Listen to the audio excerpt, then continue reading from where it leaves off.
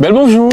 Aujourd'hui, Cisé Poupal épisode 4 avec Étienne et sa Subaru, la deuxième de la chaîne. Bon, celle-là, évidemment, elle a une histoire.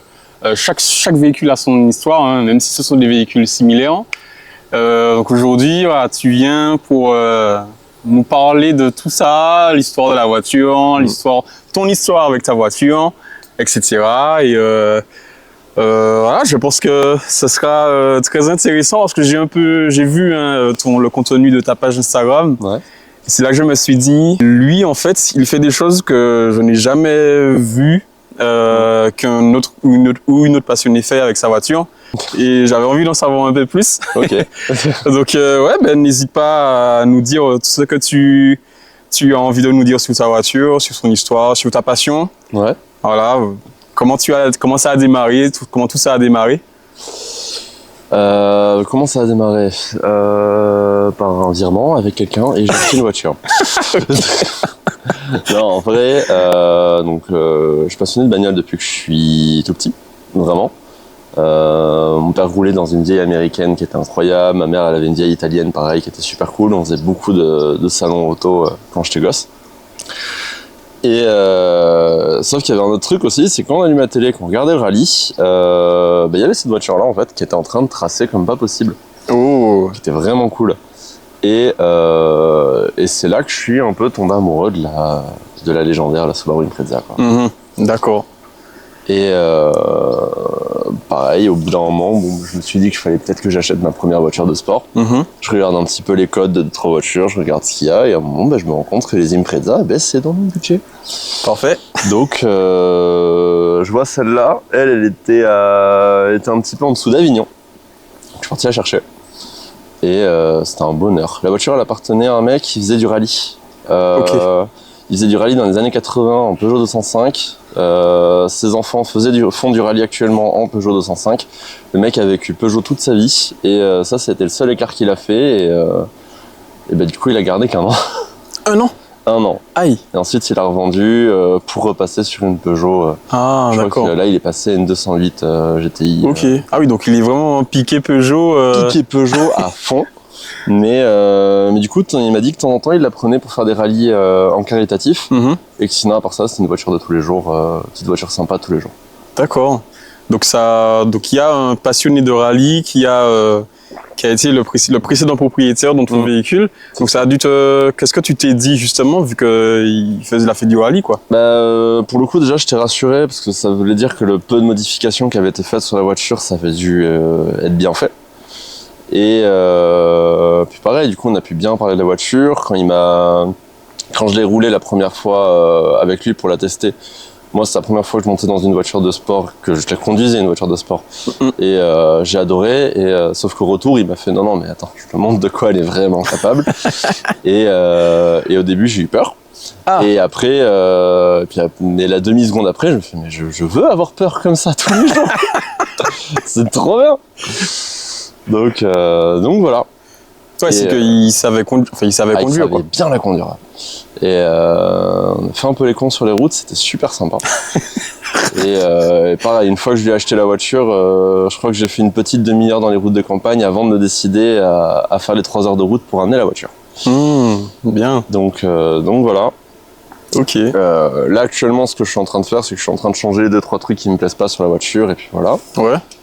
Et après, première idée à la con que j'avais eue, c'était d'acheter cette voiture-là. Deuxième idée à la con que j'ai eue, c'était de voyager avec. Et du coup, on s'est dit avec des amis qu'on allait faire un petit voyage pour tester, voir si la voiture allait bien. Donc, on est parti 2 semaines en Norvège. Ok. Jusque-là, quand même, pour tester, vous allez en Norvège. 8600 km. Mais il y avait quand même beaucoup plus près. Ouais, mais c'était vachement plus cool. Ok, très bien. Et donc on a fait le voyage en 2 semaines. La première semaine, en fait, on a pris une semaine pour aller jusqu'au Danemark. Donc on a traversé la France, on a fait Belgique, Allemagne. On a fait un petit détour vers les Pays-Bas pour aller à Amsterdam. Très très chiant de conduire aux Pays-Bas. C'est tout plat, tout est limité, il n'y a rien. La voiture est vraiment pas adaptée. Elle n'est pas adaptée, ok. Ah non, il faudrait un truc qui roule tout droit. Ouais. Genre une RS6. Ok. Et puis après, Danemark, Suède, Norvège. Et ça, c'était la deuxième semaine. Deuxième semaine, on a fait Danemark, Suède et tout le tour de la Norvège avec la voiture. Ouais, d'accord. Donc rien que la partie pays nordique, c'était 2500 bornes. À rouler tous les jours, à camper à côté de la voiture aussi.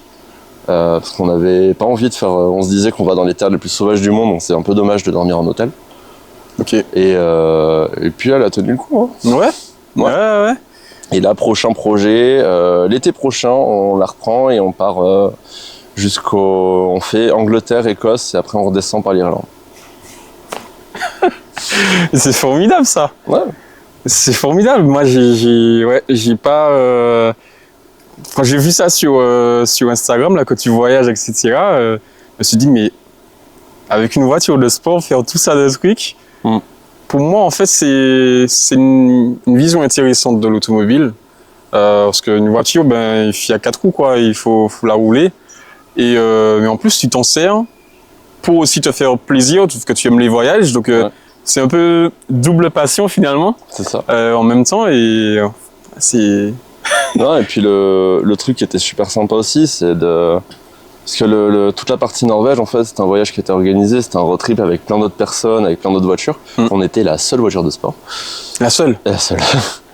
Et mais par contre, pendant tout le voyage, peu importe la nationalité des gens, peu importe où est-ce qu'on était, t'avais des gens qui étaient en mode pouce en l'air, en mode la voiture est cool. Ouais. Ça leur fait bizarre de voir ça. Et quand il y a des gens qui avaient capté qu'on était des Français alors qu'on était en plein milieu de la Norvège, on a eu des gens qui sont venus nous parler, qui étaient en mode qu'est-ce que vous faites quoi là ici? Mais c'était vachement cool. Comment les gens réagissaient globalement quand ils voyaient ta voiture? C'était bien. Plus de bonnes réactions. Ils faisaient des pouces en l'air et tout, c'était cool. En plus, là, pour le coup, on a un peu triché parce qu'on allait en Norvège. Norvège, c'est un des territoires de la Impreza.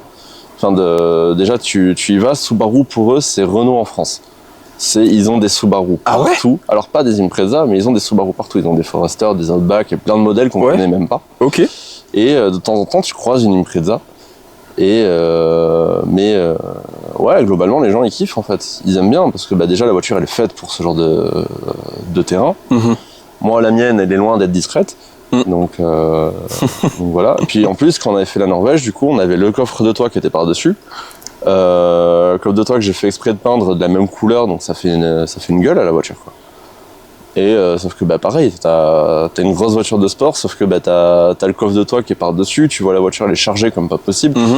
Tu te dis qu'il y a un truc qui ça va pas, normalement. C'est pas censé marcher comme ça, les choses. Ouais. Mais ça, c'est parce que les gens, je pense, ne sont pas habitués. Ils n'associent pas le côté véhicule de sport au côté voyage, road trip, enfin long road trip du moins. Ouais. Pour certains, je pense que c'est pas compatible, alors qu'en fait, c'est totalement compatible. C'est totalement compatible, c'est vraiment cool à faire. T'as pas besoin aussi... C'est pas parce que t'es un sportif que t'as besoin de tarter sur toutes les routes. Ouais. Après, celle-là s'y prête vraiment bien au fait de rouler tranquille aussi, de profiter du voyage. Oui. Mais t'es pas obligé de rouler sportivement pendant 7 pays, quoi. Tu roules tranquille et tout, c'est sympa. De temps en temps, je dis pas, tu te fais plaisir. Mais la voiture se prête largement à l'exercice, c'est vraiment cool à faire. Et puis en fait c'est comme la balade du dimanche, sauf que nous on l'a fait sur 2 semaines, quoi. Mais surtout que si tu es constamment pied au plancher pour faire ce type de voyage là, l'essence, ça devient coûteux.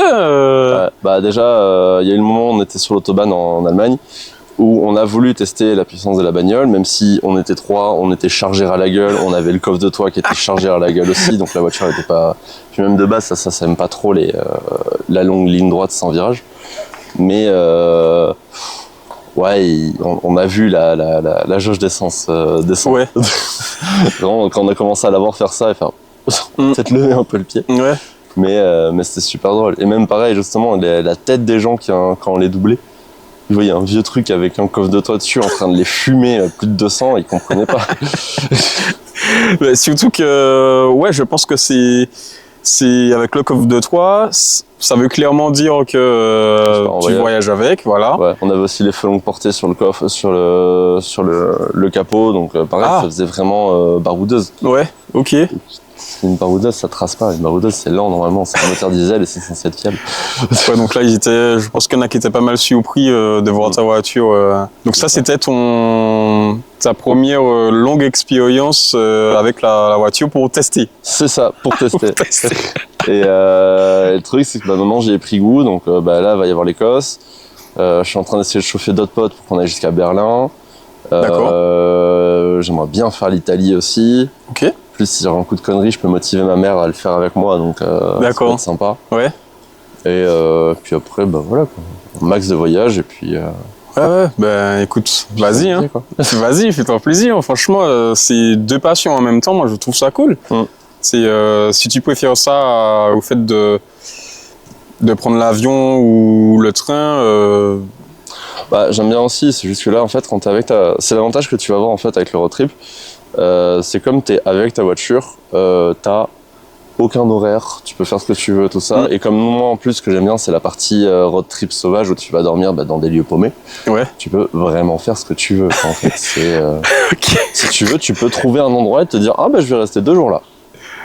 Allez, et tu le fais. Je trouve ça fascinant. Hein. Donc ça, c'est cool. En fait, au jour le jour, tu décides sur un coup de tête de là où tu vas dormir. C'est quand même mieux de te mettre un objectif et tout, mais voilà, quoi. Nous, quand on faisait le road trip avec mes potes, on avait des points d'arrivée qui étaient définis, mais par contre, on savait jamais où est-ce qu'on allait dormir et tout. En plus, c'était le premier qu'on faisait, donc on était ultra mal organisés tous les soirs. On arrivait à 23h sur les endroits où il fallait dormir. On montait la tente, on mangeait un truc très très vite fait, puis on dormait. Ok. Voilà, c'était un peu à la zob. Mais ça vous a plu dans l'ensemble? Incroyable. Ouais. Parce que c'est drôle un peu de faire des trucs un peu sur un coup de tête, un peu de surprise de temps en temps, je suppose. Ouais, c'est ça, ouais. Et non, il y a aucun moment de ce voyage que je regrette. Même les moments où on a eu des galères, même les moments où elle m'a fait une panne et on a dû être rapatrié en avion. Ah ouais. Ouais, on a eu mais c'est un problème débile. On a eu un filtre à air qui était trop vieux, qui s'est bouché. Ah zut, ok. Mais on l'aurait su, on l'aurait changé sur le parking, on serait reparti. Ouais, clairement. Mais on savait pas, du coup la voiture elle est partie en garage. Les mécanos en Allemagne, ils ont pas réussi à trouver ça. Ils m'ont fait un truc à la zob histoire que je puisse la ramener en France. Et je l'ai ramené à mon garagiste en France, il a ouvert le capot, il a fait c'est ça. Aussi simple que ça. On s'est tous sentis quoi.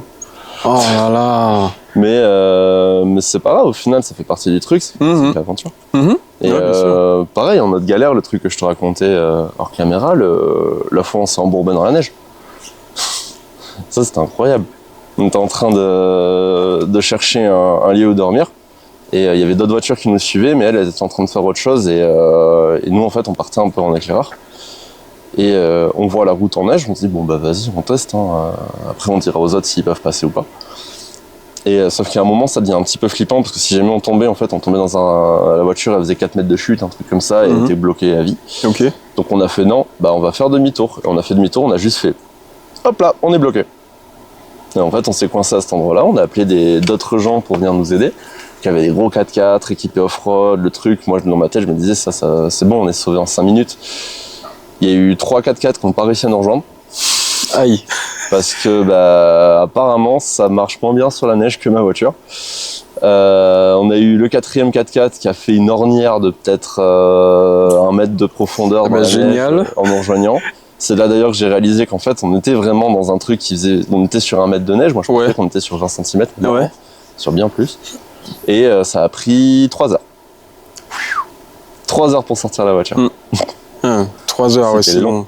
En plus, les trois voitures là qui n'ont pas réussi à... Eux, ils n'ont pas réussi à nous rejoindre et ils sont repartis. Et ils m'ont tous demandé comment est-ce qu'on a fait pour aller se tanker jusque là-bas. Ils m'ont dit, mais c'est pas possible, c'est pas atteignable comme endroit. Ouais. Et nous, non, c'est passé tranquillement. On a roulé tranquille, on était au ralenti en 2e, et puis voilà quoi. Après, de base, le 4 roues motrices, quand c'est bien fait, quand c'est fait pour du rallye, c'est littéralement fait pour ça, pour quand t'as de la boue, de la terre, du sable. Ouais. Sur bitume, c'est pas si pertinent. Ça te fait une voiture qui va être plus lourde, ça fait une voiture qui certes va peut-être un peu mieux accrochée pour les sorties de virage, mais tu vas être plus lent en virage.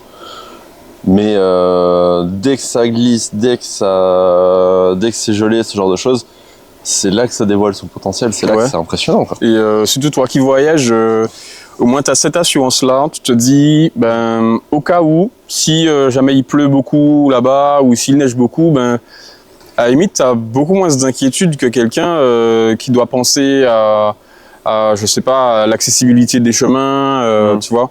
Et pour moi, c'est vraiment un gros avantage. En plus, toi qui aimes voyager avec ta voiture, bien qu'il y a quand même, je pense, des points négatifs au fait de voyager avec ta voiture, du moins.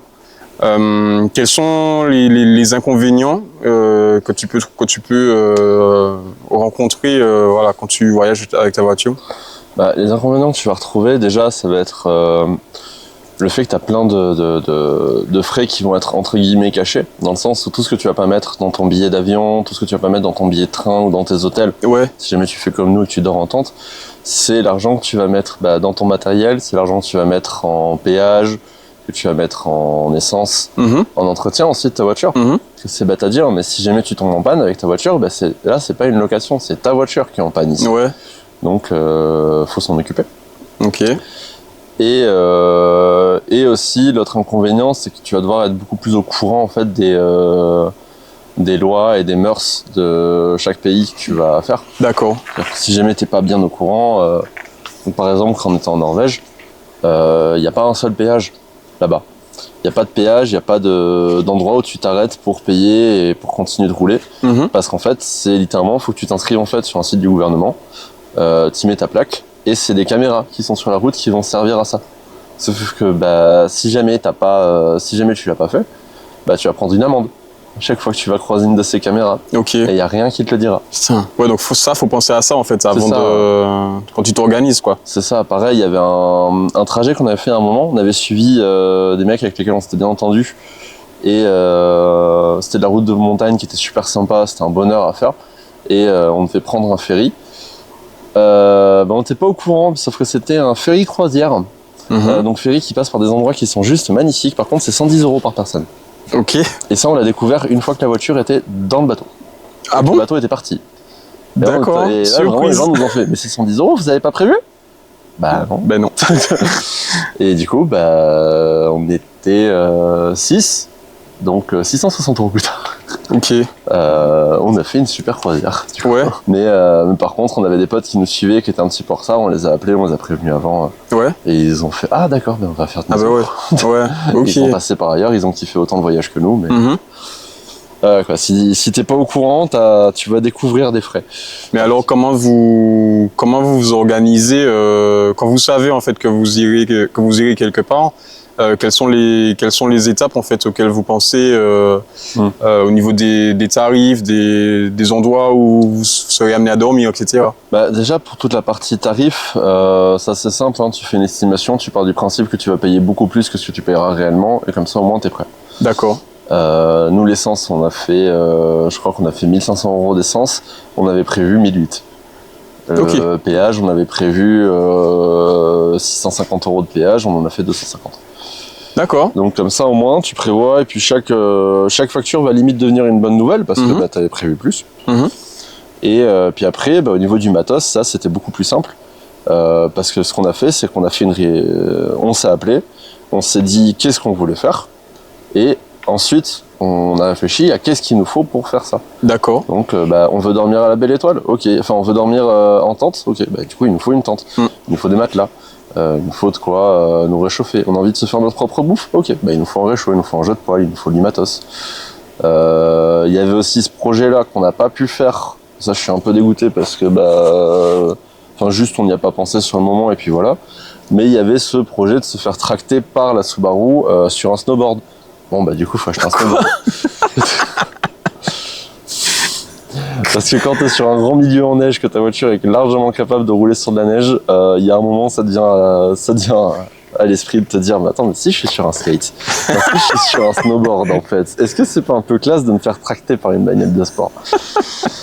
Malheureusement ça on n'a pas pu le faire, juste par souci de temps, et du coup maintenant j'ai un snowboard chez moi. Ah oui, d'accord. Il faut que j'en fasse quelque chose. Ouais, c'est... Après, vous pouvez réitérer Oui, on va voir. L'expérience. On va voir pour en faire quelque chose. Et puis ça va me faire apprendre à faire du snowboard. Ouais. Mais en fait, voilà, c'est tous ces trucs-là auxquels tu tu réfléchis d'abord à ce que tu as envie de faire et ensuite comme ça te fait point par point des trucs sur lesquels tu réfléchis au matos qu'il te faut. Ouais, d'accord. Donc comme ça c'est beaucoup plus simple. Mais alors concernant les lieux là où vous dormez, vu que tu voyages avec ta voiture, tu es plus dormir près de ta voiture ou... On dormait tout le temps près de la voiture. En fait, ce qu'on se cherche à chaque fois, c'est les points les plus sauvages possibles. Oui. Déjà pour pas te gêner par l'éventuelle circulation, pour pas gêner les locaux. Mais aussi d'autre part, juste parce que il y avait un spot qu'on avait trouvé qui était incroyable. On était à côté d'une cascade, perdu dans la campagne, sur un bord de fjord, et devant nous c'était le fjord avec une montagne en face de nous, qui avait avec le sommet qui était enneigé. Ah. Du coup on a calé la voiture de sorte à ce que elle soit bien installée, on a mis la tente à côté, on a mis la tente de sorte à ce que quand on ouvre, la première chose qu'on voit c'est le fjord. Impeccable. Et tu dors bercé par le bruit de la cascade. Tu m'étonnes. Donc ça va, c'est plutôt sympa. Ouais. Et nous, c'était plutôt comme ça qu'on le réfléchissait à chaque fois. C'était essayer toujours de dormir dans les endroits les plus kiffants possibles. Parce que de toute façon, on va pas y retourner, donc faut en profiter maintenant. Et quitte à voyager avec son véhicule, autant finalement faire le maximum de choses, soit dans la nature ou pour voir le maximum de choses. Quoi. C'est là que ça devient intéressant en fait d'avoir ton véhicule. Si jamais ton but c'est de visiter que des grandes villes, là, partir en road trip, ça te sert à rien. Ouais. Ta voiture, tu vas devoir la garer à chaque fois. Ensuite, quand tu seras en ville, tu seras à pied, tu t'en ficheras de ta voiture. Ouais. Ça va être une contrainte. Et surtout, à chaque fois, tu vas rouler en ville. Ce qui, dès que tu es passionné automobile, tu le sais, rouler en ville, c'est chiant. Par contre, si jamais tu veux voir de la nature, là, ça devient vraiment intéressant parce que tu peux aller partout. T'es pas obligé d'avoir besoin d'un bus, t'es pas obligé de visiter que des trucs qui sont proches d'un transport en commun, qui sont proches de quelque chose ou de faire du stop. Là, non, tu vois un truc, tu y vas. Du coup, en fait, l'avantage que tu vas avoir, c'est un accès à toute forme de nature. Il y avait certains points qu'on avait trouvés ou qu'on allait visiter. Littéralement, on prenait juste Google Maps, qu'on mettait en satellite, on regardait qu'est-ce qu'il y avait en vue aérienne. Et à un moment, on faisait « Ah tiens, là, il y a une forêt, ça a l'air sympa, vas-y, on y va. » Ah ouais. Aussi simple que ça. Et des fois, c'était juste des petits trucs simples comme ça. Et même des fois, je le fais pour des sorties juste comme ça pour des week-ends. Et là, je l'ai fait il y a pas longtemps. J'ai dormi en face d'un lac qui était juste magnifique et la vue était incroyable. Ok. J'étais en train de manger le soir pendant qu'il y avait un nuage qui était littéralement en train de se déverser dans le lac. Et ça, c'est juste, tu fais Google Maps, satellite, tu regardes et oh tiens, ça a l'air cool, vas-y, on peut y aller. Ah oui, donc en fait, tu es très, comment je peux dire ça, tu veux avoir cette liberté-là et finalement tu as un peu de liberté à ce niveau-là, c'est-à-dire que tu décides du jour au lendemain d'aller à tel endroit et puis tu fais un peu, vous fonctionnez un peu par improvisation parfois parce que même si vous avez décidé d'aller à tel endroit, entre le point A et le point B, vous avez d'autres étapes par exemple. Plein d'autres choses à faire, ouais. Mais quel est l'endroit, parce que vous êtes allé en Norvège, mais est-ce que dans les autres pays que vous avez traversés, il y avait aussi des endroits intéressants à visiter Dans chaque pays. Alors, Belgique moins, mais c'est parce que la Belgique, pour le coup, on n'est pas vraiment allé en Belgique, on a traversé la Belgique. D'accord. Et comme le diraient les Belges qu'on a croisés en Norvège, ça prend pas beaucoup de temps. Mais si. Quand on était en Allemagne, on a pu visiter la cathédrale de Cologne, qui était tellement grande qu'on n'arrivait pas à la prendre en photo. Tellement elle est immense et tellement elle était magnifique. On a visité beaucoup d'églises parce qu'on aime bien ça quand même. Et puis même, il y avait... ça, on avait hésité à le faire, fallait qu'on le fasse sur le retour. Il y avait vraiment un moment, on était juste sur l'autoroute, et à un moment, on regarde sur le côté et on voit, je sais pas si tu vois, c'est des espèces d'excavatrices minières, sauf que c'est des trucs qui sont géants. C'est la plus grande machine, le plus grand véhicule, parce que ce truc je vois très bien comment c'est, oui. Créé par l'homme. Sauf que là, il y en avait un. Okay. Sauf qu'en fait, le truc, il était peut-être 9 km vers là-bas, et il était grand comme notre pouce. Ah oui. Oui, sauf qu'en fait, le truc, il est à l'horizon, et il est grand comme ton pouce. Ah ouais, donc j'ose même pas imaginer comment c'était. Ça, c'était prévu normalement. Finalement, on a fait d'autres choses, mais c'était prévu qu'on fasse un détour et qu'on y aille.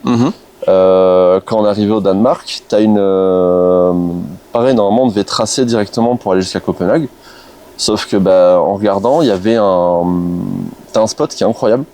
En fait, t'as une île qui est tout à l'est du Danemark. Ouais. Qui est tellement à l'est, en fait, quand tu es sur la berge de cette île-là, tu vois la côte suédoise. Et sauf que pour voir cette berge-là, il faut aussi que tu descendes de peut-être 60 mètres, je crois, je dirais un truc comme ça. D'accord. Donc en fait, tu es littéralement sur une plage de caillasse avec une falaise immense à côté de toi et la mer de l'autre côté. Et ça, pareil, c'est des paysages que tu vois, t'as l'impression que c'est irréel en fait. Parce que c'est immense, parce que c'est pas quelque chose que t'as l'habitude de voir. Ouais. Et non, c'est assez incroyable. Ouais, ça doit être extraordinaire. Suède aussi, on s'est arrêté un moment pour manger. L'endroit où on s'est arrêté, c'était des dolmens, enfin pas des dolmens, c'était des tombes danoises de l'ère viking. Donc, en fait, tu vois plein de gros tas de terre, des tas de terre qui font 4 mètres de haut. Et sauf que chaque tas de terre, en fait, c'est un mec très important qui est mort. Ok. Et tu regardes le truc et c'est fait exprès d'être en fait tout au sommet d'une colline et ça te donne une vue imprenable sur la Suède et sur le Danemark depuis là où t'es quoi. D'accord. Non, si arrêté pour manger du coup, c'était sympa. Ça devait être génial. Franchement, pour moi qui suis passionné, je pense que c'est des choses si on aime voyager. Prendre son véhicule et voyager avec, moi je me dis que c'est un bon combo, deux bonnes passions. Voilà, après il faut aimer effectivement dormir par exemple à la Belle Étoile. Ouais. C'est pas tout le monde qui aime ça, mais même là en fait tu peux, si tu voyages avec ton véhicule mais que tu n'aimes pas dormir à la Belle Étoile, tu prends un hôtel, tu prends une auberge, vous avez fait un peu de... On a fait un peu d'hôtel, un peu d'auberge, enfin on a fait de l'auberge de jeunesse en fait nous. Parce que mais ça c'était uniquement les fois où on était vraiment en ville. Parce que là, pour le coup, une auberge de jeunesse, c'est pareil, ça te permet aussi un petit peu de visiter la ville. Genre celle qu'on a vue à Amsterdam, elle était vraiment dans le centre-ville de Amsterdam. L'endroit était super sympa, en plus t'avais bar, billard et tout, c'était un endroit qui était cool. Mais surtout, ça te faisait un bon point parce que comme ça, on pouvait vraiment visiter toute la ville et on n'était jamais loin d'en dormir. Donc ça, on le fait aussi un petit peu, bien sûr. Ok. Mais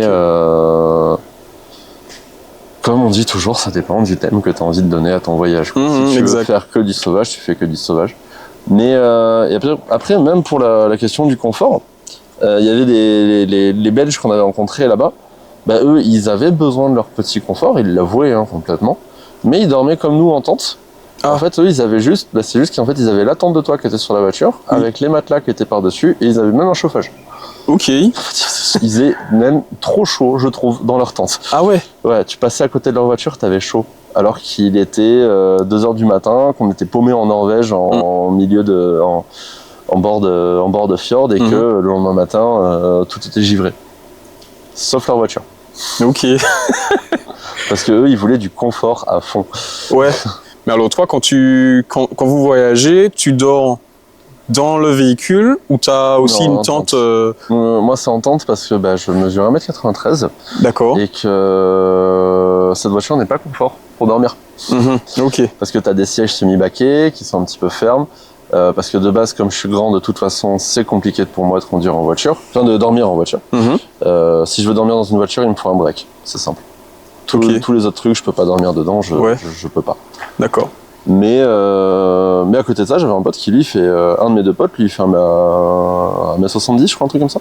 Lui, dormir dans la voiture, ça lui allait très très bien. Ok. Mais la tente, ça l'a saoulé au bout d'un moment. Ouais. Ah ouais? Ouais. Mais il préfère la voiture, il fait plus chaud, il fait moins humide, et puis là au moins il était tout seul à dormir. Faut dire que je ronfle aussi. Ok. Ok, mais franchement, mais donc toi tu encouragerais quelqu'un qui est passionné et qui aime les voyages? J'encouragerais à le faire au moins une fois. Ouais. Faut le faire une fois, puis ensuite se rendre compte de si on aime ou pas. Voilà. Mais c'est un type de voyage qui est très très old school. Moi, je le fais en voiture, mais c'est le même délire que des personnes qui partent faire des voyages juste avec le sac à dos en randonnée, que de partir juste en vélo, que des mecs qui font des bêtes de road trip en moto. C'est le même principe, c'est ce principe de pouvoir aller où tu veux. D'accord. Et même si ça peut paraître très différent, le mec avec le sac à dos ou le mec qui est juste en vélo, je les considère vraiment comme étant très courageux parce que là t'as rien, t'as pas de matos. Et je les admire en vrai. Faudrait que je le fasse un jour. Mais c'est dans le thème de liberté dont on parle depuis tout à l'heure. Oui. C'est exactement pareil. C'est un truc que je conseille de faire vraiment. Ouais, d'accord. Et même au final, même pour moi, pour un passionné de bagnole qui s'en fiche un petit peu qui est pas forcément passionné de voyage, fais-toi au moins un week-end. Un week-end où tu prends ta voiture et tu vas, même si c'est pour aller dormir dans une auberge ou un truc, pas forcément dans une tente, un week-end où là tu prends ta voiture et tu l'amènes à quelque part. Oui. Parce que là en fait tu vas être content d'un truc, tu vas être content du fait d'armes. Tu vas être content parce que tu vas dire tiens j'ai amené ma voiture là-bas, genre j'ai amené ma voiture aux Alpes. Si t'es passionné de voiture, tu vas le calculer comme ça. Mais du coup en calculant comme ça va être sympa. Ouais. Moi très souvent je regarde cette voiture et je me dis putain je l'ai amenée en Norvège. Et là c'est pas le passionné de voyage qui parle, là c'est le passionné de voiture. Ouais. Le passionné de voiture il se dit putain j'ai pris ce truc là et je l'ai fait voyager. Tu as fait ce que beaucoup ne veulent pas faire parce qu'ils considèrent qu'une voiture de sport, une voiture d'exception, soit ça reste en garage ou il faut la rouler mais pas beaucoup parce qu'il faut qu'elle prenne de la valeur, etc. Donc ces personnes-là qui ont peut-être plus la vision cote de la voiture, vision de revente, d'investissement, parce qu'il y en a qui considèrent que leur véhicule c'est un objet d'investissement. Pour moi, si tu commences à avoir l'investissement dans ta passion auto, je vais pas dire que si tu fais de l'investissement, t'es pas passionné. Il y en a, c'est leur moyen, c'est ça. Par exemple, un mec qui va être fan de Porsche, mais de Porsche de manière générale, il va les acheter, ce sera limite plus cohérent pour lui de moins les rouler et tout ça, parce que il va faire de l'achat-revente, mais lui, il va pas le voir comme un moyen de gagner de l'argent, il va le voir comme un moyen d'avoir une meilleure Porsche, par exemple. Ok. Mais pour moi, dès que tu commences à réfléchir un peu trop à la revente, que tu commences à réfléchir à sa cote, à qu'est-ce que tu pourrais faire comme investissement et tout ça, ça commence à pervertir la passion en fait. T'achètes plus vraiment une voiture pour les trucs que tu vas kiffer dessus, tu vas l'acheter pour ça. Par exemple, justement, une personne qui va être passionnée, qui va vouloir s'acheter une Impreza, mais qui va vouloir le faire avec le petit investissement en réfléchissant bien, eh bien, il va chercher une Subaru Impreza STI, si possible un modèle avec série limitée, en bleu avec les jantes dorées. Moi, je voulais une Impreza, je m'en fichais de la couleur, celle-là, je suis tombé amoureux. T'avais pas de critères vraiment J'avais pas spécialement de critères. Pas spécialement. Je regardais je les regardais toutes celles qu'il y avait en France. Oui. Et je fonctionnais au coup de cœur. Ok. Et celle-là, j'ai vu la couleur, j'ai fait, mais je connais pas cette couleur. Et j'ai adoré. Ok, très bien. Donc toi, voilà, par contre, tu savais quand même que tu voulais une Subaru. Je regardais d'autres voitures. Donc la Toyota Supra MK3 qui est incroyable en version Targa en plus, tu peux enlever le toit. Il y avait la Nissan la 300ZX aussi, que j'adore sa tête, une tête à tomber par terre.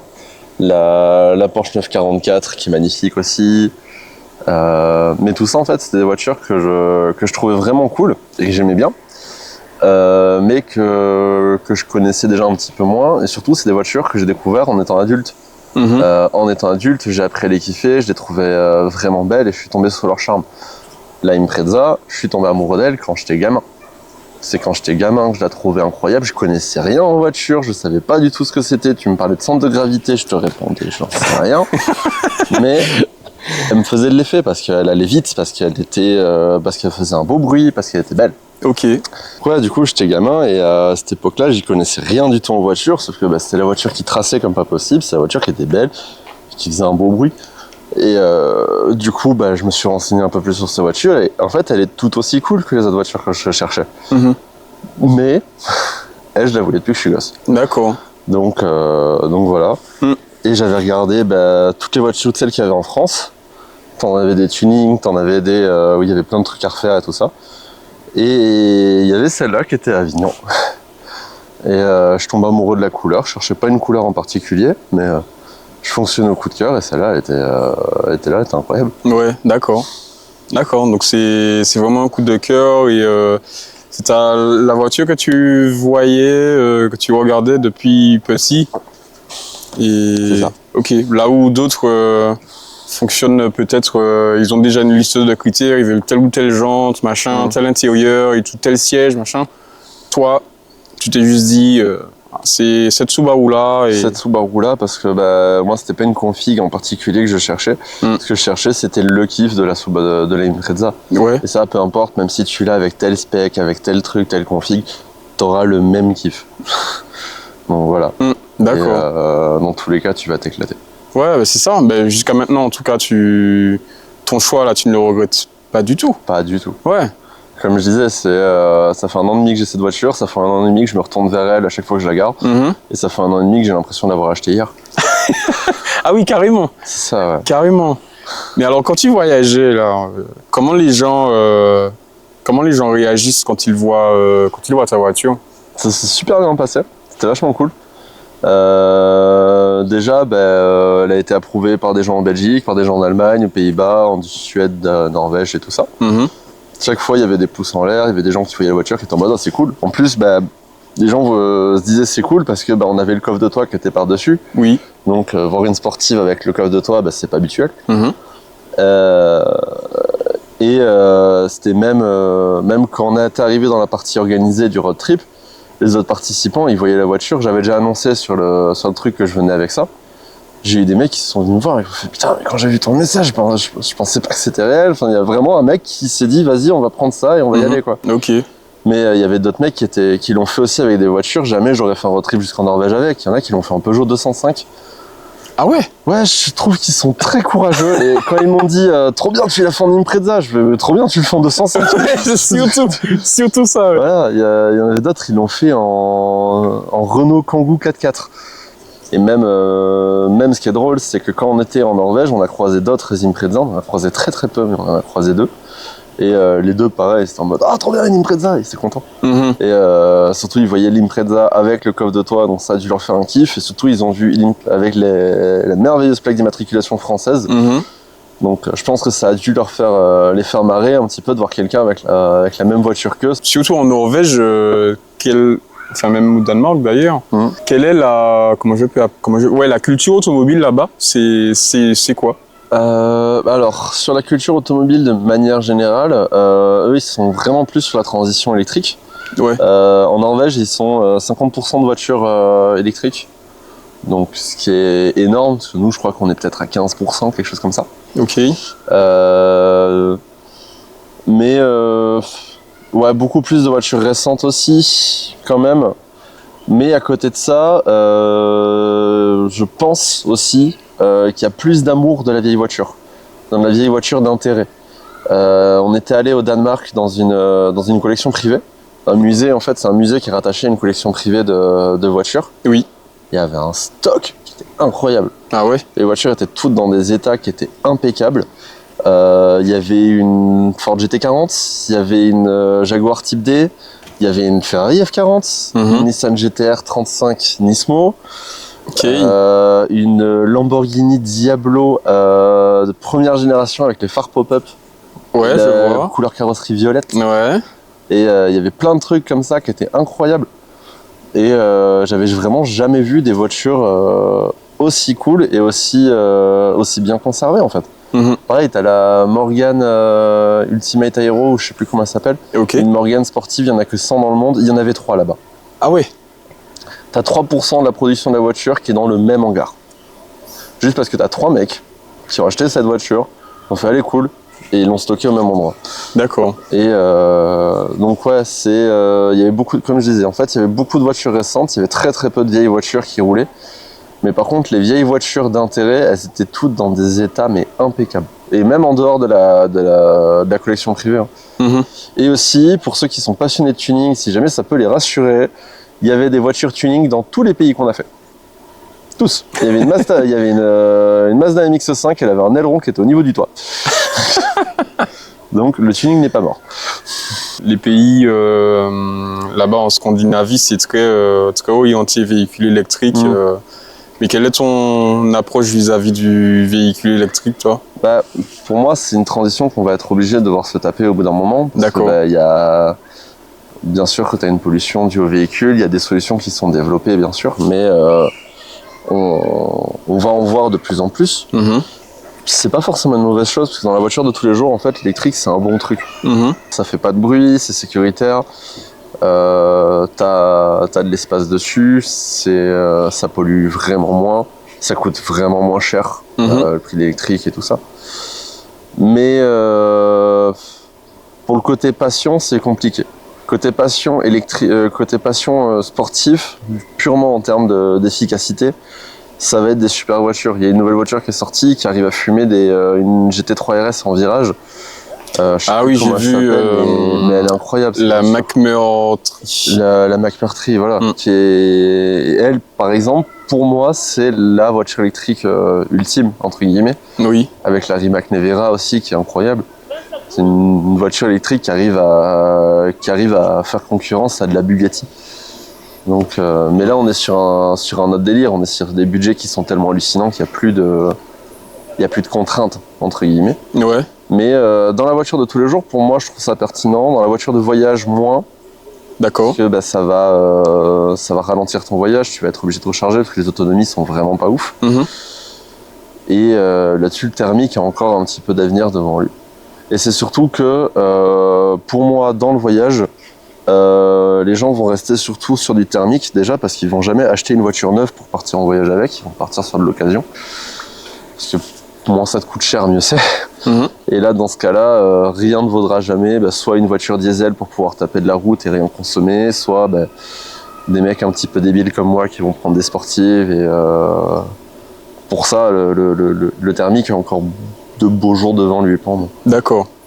Ok. Et tu serais plus, justement, toujours dans cette optique de voyage, faire des voyages avec des véhicules un peu plus rétro ou des véhicules plus modernes. Alors, sachant que toi, t'es de quel côté justement? Déjà, rétro, je suis très clairement plus sur le rétro. Plus rétro, ouais. Ouais, je suis vraiment plus sur le rétro. Pour moi. Et ça vient d'où ça Déjà, ça vient de l'habitude parce que mon père, sa voiture, elle était de 1957. Ouais. Ma mère, elle datait des années 70.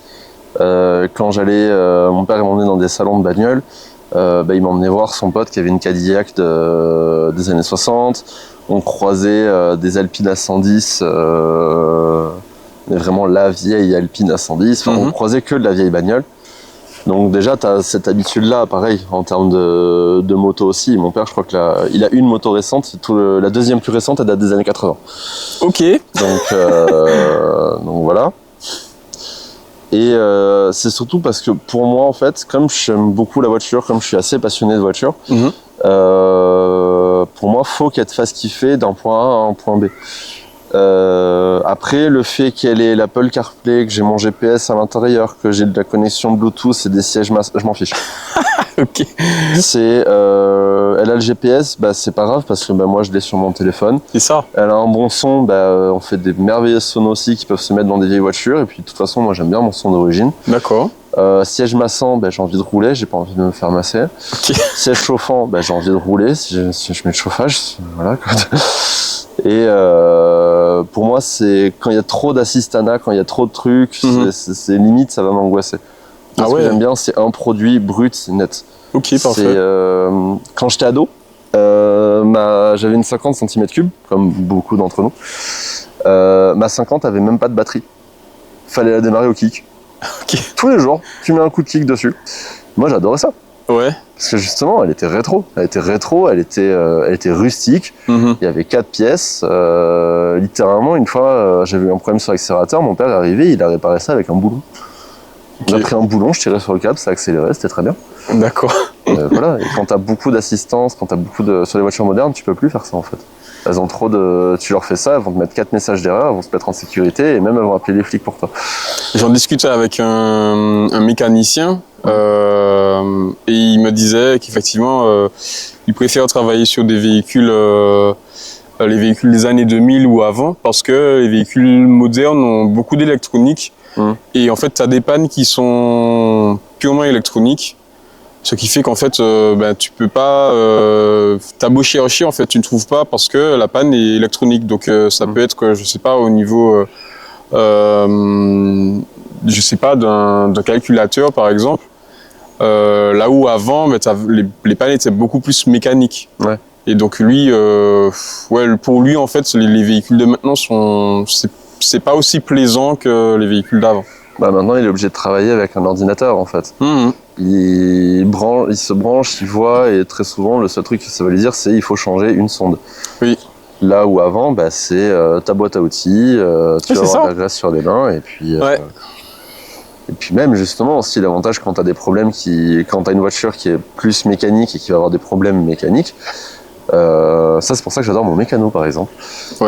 C'est que quand ça m'est déjà arrivé de lui amener la voiture, et littéralement, on démarre la voiture et il me fait « Ah tiens, c'est ça !» Parce qu'en fait, il a reconnu au bruit. Rien que ça. Au bruit, il a fait « Bah tiens, au bruit, on dirait qu'elle aspire pas assez d'air, donc c'est soit que t'as trop de carburant, soit t'as pas assez d'air, donc du coup, bah, je sais déjà ce qu'on check. » Ok. Voilà. Une voiture avec 15 tonnes d'électronique, bah non, faut que tu demandes à l'ordinateur. Et ça. Mais en parlant de panne, est-ce que durant vos voyages, vous avez déjà eu affaire à des pannes qui vous ont retardé? Alors on en a eu une qui nous a retardé, on a eu plein de petites. Ouais. Celle qui nous a retardé, c'était sur le retour, où la voiture prenait justement, c'est cette fois-là que mon mécano a retrouvé le truc comme ça. Elle prenait pas assez d'air en fait. Elle prenait plus du tout assez d'air, on n'a pas compris, c'était à tel point qu'elle roulait plus que sur 3 cylindres. Elle roulait sur 3 cylindres, elle calait, c'était bizarre. Donc on a dû malheureusement finir le voyage rapatrié en avion et la voiture a passé 3 semaines de plus que moi en Allemagne. Et après il a fallu que j'aille la chercher tout seul. Il restait 1700 bornes à faire. Ouais. 1700 bornes à faire tout seul quand tu reprends le boulot le lendemain, c'est compliqué. Ah ouais. Mais le lendemain. Ça l'a fait, c'est pas facile mais ça l'a fait. Et c'était le problème le plus débile du monde, c'est là que tu vois qu'on n'est pas mécanicien. Mon filtre à air qui s'était bouché. C'est tout, rien que ça. Rien que ça. Et 2-3 durées d'air à changer, c'est tout. D'accord. Et après, sinon, oui, on a eu des petits trucs, on a eu des essuie-glaces qui se sont un petit peu déréglés, le klaxon qui a arrêté de fonctionner, des petits trucs comme ça, mais ça, c'est... Tu le vois, tu continues ton voyage avec. Ouais, ça t'empêche pas de rouler. Tu le régleras plus tard. Donc non, pour l'instant, pas de grosse panne. Après, c'est parce que justement, avant le voyage, on l'a amené chez le mécano et j'ai parlé du projet, il m'a fait d'accord, je vais vérifier tous les trucs qui foirent d'habitude. Ok. Donc c'est ce qui nous a permis de faire le voyage tranquillement. Ouais, sereinement quoi. En majorité, c'était des petits trucs. Ouais. Pas. Non, on a eu que des petits trucs. On n'a rien eu qui nous a retardé. Ouais. Je touche du bois pour l'instant. Je n'en ai pas là, mais bon, bref. Je touche du bois que ça nous arrive pas, qu'on n'ait pas une panne, un de ces 4. D'accord. Mais même si t'en as une, en fait, ça fait partie de l'aventure. D'accord. Parce que justement, quand j'avais eu... ça, c'est un truc que j'avais bien aimé.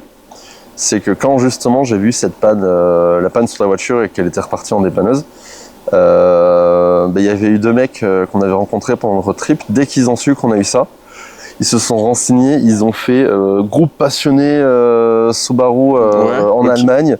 Attends, il est vers où? Il est là. Ok, si tu veux, il y a ce groupe-là, ils connaissent des mécanos, tu les contactes, ils vont te trouver un truc. On n'en a pas eu besoin au final, mais en fait, ça te fait partie de l'aventure, ça te fait un nouveau truc à régler en fait. Ouais. Et ça va te faire de l'aventure. Après, le truc, c'est que, écoute, si jamais ça te retarde trop ton voyage, que tu es obligé d'abandonner le véhicule, c'est dommage, mais tu retourneras le chercher, tu vas le faire rapatrier, tu vas finir par trouver une solution. Je suis pas en train de dire que c'est un bon moment. Sur le moment, c'est très désagréable, vraiment. Mais bien sûr, exact. La journée. Ouais. Mais ça va être réglé, ça sera pas un souci.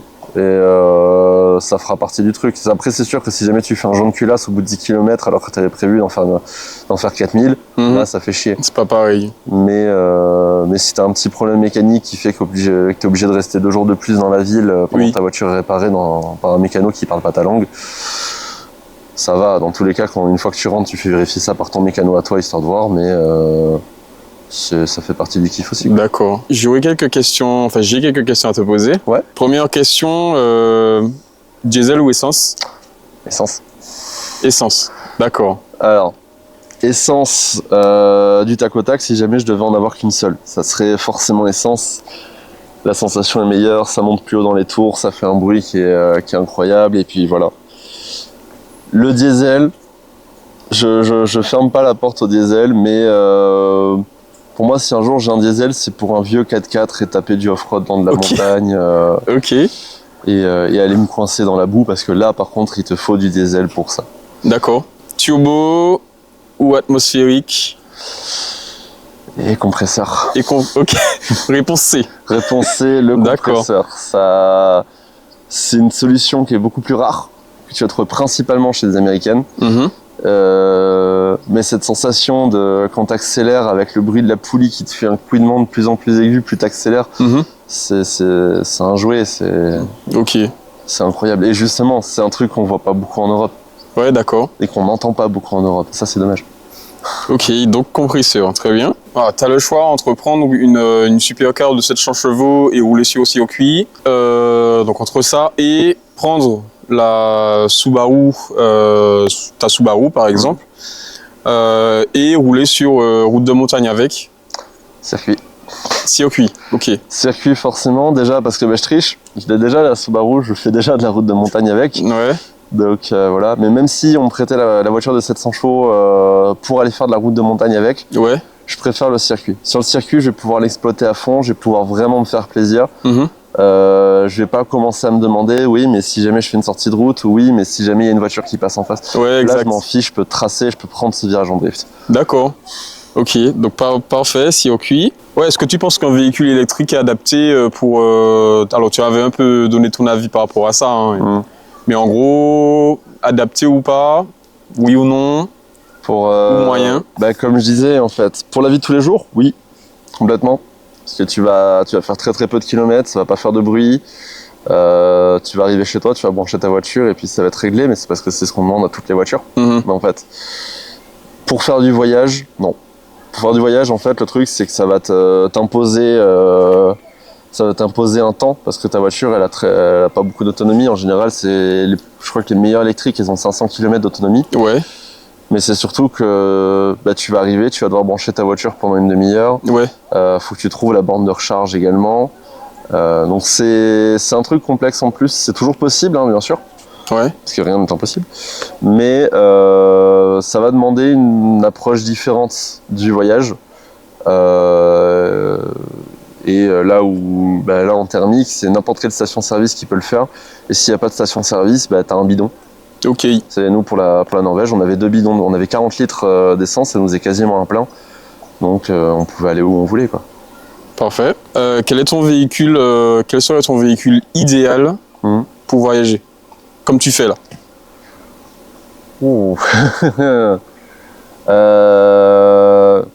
Alors je vais faire 2 réponses. Je vais faire la réponse confort et la réponse justement délire d'avoir une sportive en voyage. D'accord. En termes de confort, le top du top, pour moi, ça serait une vieille Mercedes des années 70-80. Parce que c'est des canapés roulants, elles sont incroyables, elles ont une gueule à tomber par terre. Elles se débrouillent assez bien quand même pour rouler sur de la terre. Alors pas à 200, hein, tu vas rouler que à 20. Mais il y a des mecs qui font des road trips avec ce genre de voiture-là. Et qui prennent des routes dans le Maroc ou en Algérie ou en Tunisie, des trucs comme ça. Tu vas avoir un canapé roulant, tu vas avoir une voiture à tomber par terre. Il y a un couple sur Instagram eux ils font ça avec une Mercedes 190E et ils ont la tente de toit par-dessus. Ok. Pareil, ça donne une gueule incroyable. Et c'est des voitures qui sont rustiques. D'accord. Cool. Par contre, si je devais le faire avec une sportive juste pour le délire, vraiment d'avoir une sportive et de partir avec, ça fait beaucoup trop rire de faire ça avec une JDM. Donc avec une GT-R 34, avec la voiture la moins adaptée à ça parce qu'elle n'est pas fiable, parce qu'elle est petite, c'est de la RX-7.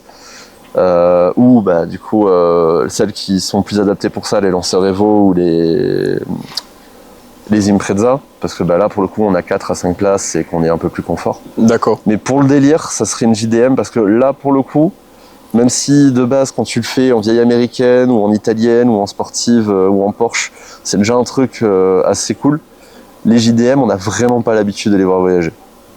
D'habitude, elles sont cantonnées à faire du tuning, de la route de montagne, du circuit et du rasso du vendredi soir. Ok. Donc Ok, bon, parfait. Alors, road trip improvisé ou planifié? Improvisé.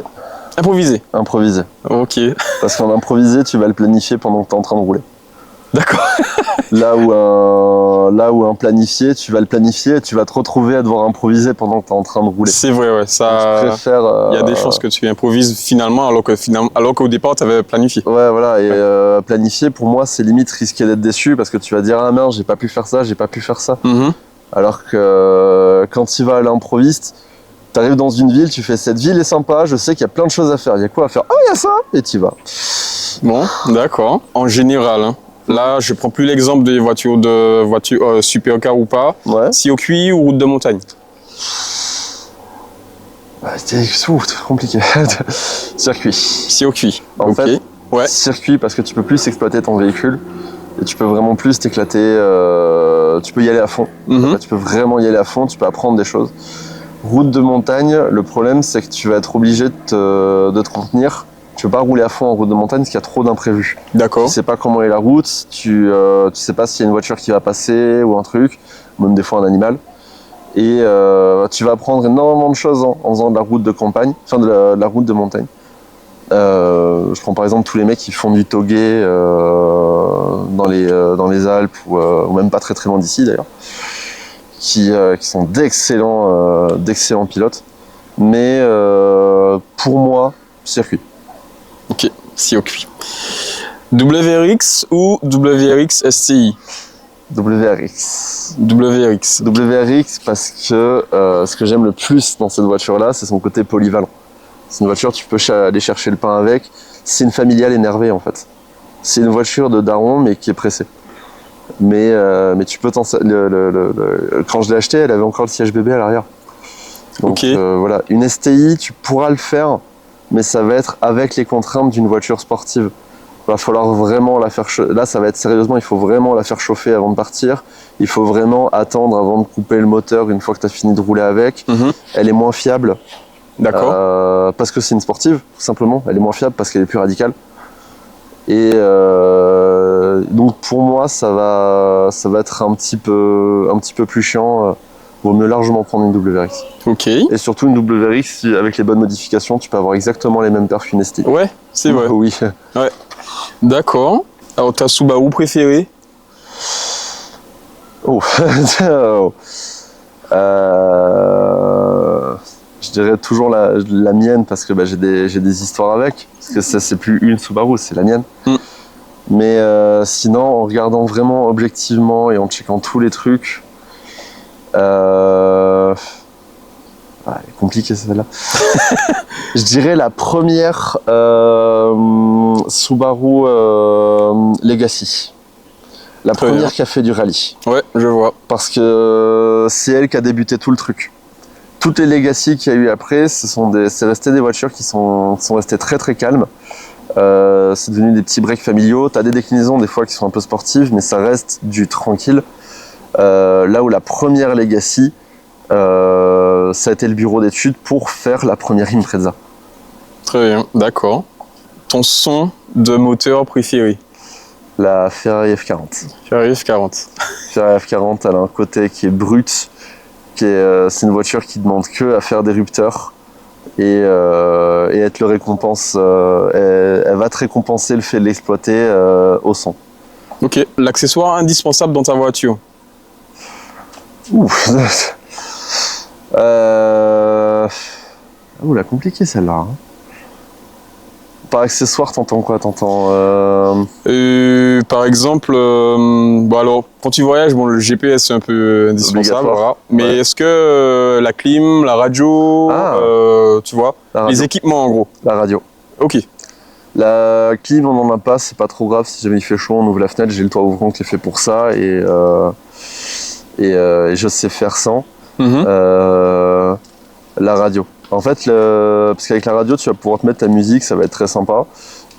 Et surtout, un des trucs qu'on a fait nous pour le voyage, c'est qu'on essayait de tout le temps d'avoir des musiques qui collaient avec ce qu'on regardait. Genre pour le délire, quand on était arrivé à Hambourg, on y arrivait de nuit, il y avait des lumières dans tous les sens, ça faisait énorme ville. On a mis de la techno cyberpunk parce que ça allait super bien avec. Ok. Et à côté de ça, quand on était en Norvège, dans des grands paysages sauvages, là on se mettait de la musique un peu plus traditionnelle, on se mettait du Kalandra, on se mettait du Aurora, des trucs qui vont venir accompagner le voyage. Et puis aussi tout simplement parce que même la voiture qui fait le meilleur son du monde, si t'as 5 heures de route, il va te falloir de la musique. D'accord. Parfait. Dernière question, dormir dans un hôtel ou dormir à côté de ta voiture ou dans ta voiture? Dormir en tente, à côté de ma voiture. D'accord. Parce que dormir dans un hôtel, je m'en fiche. C'est la chambre est jolie, écoute, c'est très très bien. Moi, je vais rentrer, je vais voir le lit, je vais faire. Et puis, tu vas dormir ou quoi? Je vais dormir. En fait, voilà, je vais pas profiter de la chambre et tout ça. Et là où par contre, le fait de dormir en tente, ça va forcément impliquer le fait de dormir, en tout cas le plus possible dans des lieux qui vont être sauvages, dans des lieux qui vont fatalement être beaux, quoi. Et quand tu es en train de dormir et que tu te fais bercer par le bruit de la cascade et que la première chose que tu vois quand tu ouvres ta tente, c'est un fjord avec une immense montagne qui a encore de la neige dessus, et que tu es seul au monde, c'était incroyable. Et il y avait aussi un spot aussi qui était vraiment ouf, où déjà quand on est arrivé sur le spot, tu avais l'intégralité du fjord qui était recouvert d'aurore boréale. Ok.